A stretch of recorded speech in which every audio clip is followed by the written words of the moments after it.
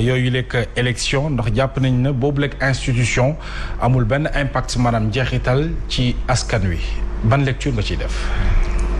D'abord man suivre naa conférence bi et dama bëgg d'abord remercier ñoom ñi nga xam ne ñoo organiser conférence bi ak décision bi ñu jël informer ko nit ñi publiquement en la présence de tout le monde parce que dafa nekk décision collective. Tout à fait. ku nekk am nga droit jël sa décision individuelle mais am nga droit aussi jël sa ñu jël décision collective. et may gërëm di gërëm ñoom ñëpp di wax leen ne tant que ñu ngi ci yoon bi ñu nekk nii dresser une stratégie privilégier la concertation en adéquation ak peuple sénégalais bi li ñu bëgg fi ñuy jëm dañ fay àgg ci délai yoo xam ne sax ñoom yaakaaruñu ko moo tax ma leen gërëm ci décision bi ñu jël ci au conseil des collectivités territoriales parce que président de la République bi muy supprimer Sénat te fekk mu convoqué collège électoral bi dem Afrique du Sud dellu si tëj ko laa ne ko dama ragal ne bu neexee nga supprimer Sénégal parce que defu ko woon ak xel mais ñoom li ñuy def ni xel la parce que le conseil des collectivités territoriales amul njariñ am na sax loo xam ne am na njariñ dañ ko doxalul am na njariñ ñu doxal ko sooxal ko mais amul njariñ donc képp ñoom ak ñeneen ku ci def des efforts pour àgg fa jàppal ne ànduloo ci réew mi li mu doxal ànduloo ci bëgg-bëgg réew mi te ñoom décidé nañu ne ci circonstances yi ñu nekk ak Sénégal ne ko ñoom bu ñu ñëwee au pouvoir dañ koy dindi jarul dem pouvoir parce que ci assemblée bi am nañu possibilité bu large bu nekk à leur portée pour que ñoom mu ci constitution parce que constitution Sénégal Macky Sall daf ko jaxase ba nga xam ne mooy constitution bi gën a yomb a réviser ci Afrique et sur l'histoire du Sénégal il faut à peu près boo amee 7 personnes yu wóor dont 2 vice-présidents un président un rapporteur et 2 vice-présidents à la salle mën nga modifier constitution donc soxlawul majorité nangama 7 personnes rek mën nañu ko def voilà moonte moom 7 personnes yu takku bu ñu ñëwee ñoom lu séance bi yàgg ñeneen ñi dañ dem bàyyi la ñu wote ko donc d'accord naa ci ñoom maa ngi leen ci féliciter wax leen ne c'est une ouverture bu forte ensuite décider nañu ubbi nañu avenir bi parce que wax nañ ne léegi jeexal nañu alliance électorale bi passé na léegi ñu ngi ci alliance stratégique de législature absolument waaw ngoonte moon loolu moo lay won ne réflexion bi baax na concertation bi baax na nañu ko privilégié. très bien ci stratégie de législature boobu sax moom ci la ñuy des parce que seenam dajewaat tey def ab conférence de presse muy intercoalition bi dafa gindiwaat lu bari parce que ba élection yi jeexee wàllu dafa def conférence de presse di wax ne am na ay députés yu nga xamante ne ni dañ leen investiroon ci liste Yewwi or que ci ñoom la ñu bokk mbir mi nag bëri ay interprétation bëri jiixi jaaxa léegi nag tu nga ne du teew ñuy nataal ñu bëggoon a xam exactement qu'est-ce qu'il en est pour nit ñi xam. waaye interprétation yi bëriwul. interprétation fi mu démarré la. fii la démarré fii. ci sa table bi. fii fan Sen TV bi la démarré. bu tungu ni too ñu nataal fii la démarré. defe naa Mansour moo toog wala fii. wax ko yëkkati ko. jarul woon weddi parce que ki ko jëkk a weddi dañ ko laaj ndegam dégg nga ko mu déet. te confrère la mu ne ay la yowoon sax dafa am tic bi ko Mansour waxee donc yëgu ko problème bi nekkatul léegi ndax Lamine Thiam wax na ko war waxu ko problème bi mooy lan moo ko waxloo Mansour ban contexte la waxloo ko ku ko waxloo lu mu ci wut mais moom ci boppam war na xam ne li mu wax amu ko et puis les faits daf ko démonter démb yéen a def seen journal tey ngeen ne tribune waaye Yewwi compté nañu seen bopp taxawu Dakar compté na boppam Pastef compté na boppam barke démb ñun compté nañu suñu bopp xam nga compté sa bopp taxul di nga am doom nga xat mu dem ci kër gi nga dendeel ne ko dëkk fa en attendant ñu fat ko député dañ leen fat mais terewul li koy régler mooy ku nekk xam nga sa bopp mais léegi am nañu une stratégie de législature une alliance stratégique de législature mooy lan mooy lépp lu ñuy def rek dañ ciy dogu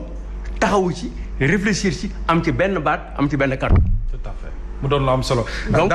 waxu Mansour boobu tëdd na. Sénégal yi wedd nañ ko. dafa juum. absolument dinañ ko gën a yaatal sax ci biir waxtaan bi dañuy jox rek Fatmata Diop kàddu gi moom it mu tàbbi ci waxtaan bi ginnaaw bañ la nuyoo d'ailleurs. ginnaaw bi ma la fay Mohamed di nuyu également honorable député bu baax a baax damay ñëwaat rek juste par rapport ak tey conférence de presse bi nga xamante ne intercoalition bi def na ko mais est-ce que tey bi ñu yëkkatee kàddu ne dañuy boycotter li nga xamante ne moom moo di élection bu Haut Conseil bi est-ce que dañuy bañ warloog seen kàddu parce que depuis tout le temps dañuy wax que ne lu ñu mel baaxul ci réew mi dañ koy yàq xaalis la ay teg li nga xamante ne moom moo di clientèle politique moo lal li nga xamante ne moo di Haut Conseil. mais loolu xam nga Sénégal yëpp prononcé wu nañ ci. leneen wax di dëgg rek Sénégal yëpp waxtaan na ci li Sénégal wax ba d'accord ci. parce que proclamation populaire par les urnes kaddu la. kaddu nag urne boo ko comprendre xayrul boo ko xamul xayrul kaddu réew mi dafa am ay événements yu bari yu fi tegloo. réew mi joxe kaddoom. président ne comprendre naa leen dégg naa leen mais ndekete président déggul parce que bu déggoon am na yu bari dina ci taxawu ci nag mais dina ci taxaw parce que dañ koy forcer stop ko dina am bés boo xam ne bi xam nga xeers mais yooyu ñuy def pont yi ak bënt yu mag teg ko ci tali boo ñëw doo jàll moo foofu lay mujjee donc il est aujourd'hui temps que le président de la République nga xam ne moom la ñu fal mu jël les décisions adu dama wax ne bu fekkee ne dafa taw Sénat bi nga xam ne ku convoqué woon nga le collège électoral pour ne tey lañ koy def élection mu taw rek taw boobu ma tawoon taw yi ko ëpp bii ab indi moo ko indi ma ne ko woon keroog fii laa ko waxee ma ne ko xam naa ne bu neigee nga tas Sénégal moonte bon tey moom sax war na xam ne moom dañ koy dimbali le président Macky Sall je m'adresse à lui. L'opposition est en train de t'aider pour génne la benn épine sa tànk ndimbal la. dañ koy dimbali ci loo xam ne baaxul te ñemewu ko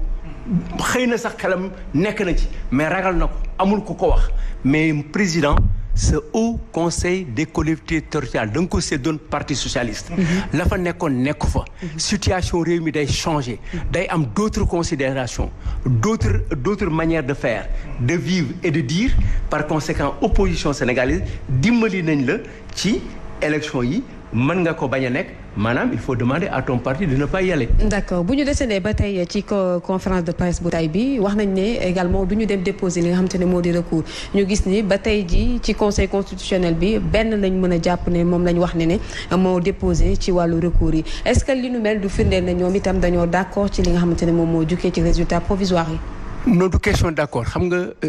du li tubaab di wax naan qui se tait consent c'est pas vrai. dafa am benn moo xam ne même se taire. manière de dire non la. maanaam bu ñu daje woon ne dañuy laaj mais lii ñuy laaj pour ñu def ko il faut ñaar au moins ci ñun wax waaw ñu woo ñun ñett ñu absenté mooy d'accord ñu. yaa ci philosophie politique gu léegi dafa am ce qu'on appelle le vote par absence. parce que dañu naan ñun ñeent ñëpp il faut ñaar d'accord ne dañu war a def lii ñu woote réunion bi fii pour def si ko ñun ñett ñu absenté mooy ànduñu ci parce que absence bi vote négatif la. C'est tout à fait le contraire. C'est parce que les gens savent que c'est pas bon. dem ci conseil constitutionnel d'ailleurs moom wax na lu dul dëgg na ngeen ma baal ak encore Sénégal dañ ma koy tere dafa fenn. parce que wax na ne dañuy jël affaire yi mais amul benn document bu ko jaratu ko dafa am yenn moment yoo xam ne yi jarul da ngay toog xaar parce que affaire bi jege na léegi inéluctablement Macky Sall jëf fi jóge 2024 maintenant dans quelles conditions naka la ak naka lay demee nit ñi naka lay demee population bi naka la opposition def loolu moo ci des c'est-à-dire que léegi réflexion bi mooy ci ban Sénégal est-ce que dina fi génn ñu am benn Sénégal bu stable bu continuer comme Sénégal bi fi Diouf bàyyi comme Sénégal bi ko fi Abdoulaye Wade loolu ci loolu la nit ñi liggéey man ci loolu laay liggéey parce que demam mu ngi fi incha allah rabbi yàlla dina dogal loolu parce que feebar bi nga xam ne moo daloon ku nekk ba ñu jóge feebar boo ko dal feebar baa ngi ci yaramam kenn mënu ko extirper dindi xajatu fi léegi ni nga koy seet tekk tëral ko fenn pour surveiller ko mais moom feebar bi mu ngi ci moom tëral ko fenn surveiller ko donc loolu ku koy dimbali ne ko dimbali ci loolu président de la République dañ ko war a dimbali ci une sortie honorable avec une stabilité du pays pour réew mi soog a jëm ci jàmm. ok alors ci loolu xam naa ne dinañu delluwaat ca la ñoom maanaam lañ doon def rek ci campagne bi ñuy rappeler ne jàppale nga ñu ci bu baax a baax ci yenn ci ay baat yi nga xam ne sénégalais yi xamuñu ko woon te vraiment ñu war ko xam ci wàllug législature alors ñu ngi am assemblée moo xam te ni configuration bu yees la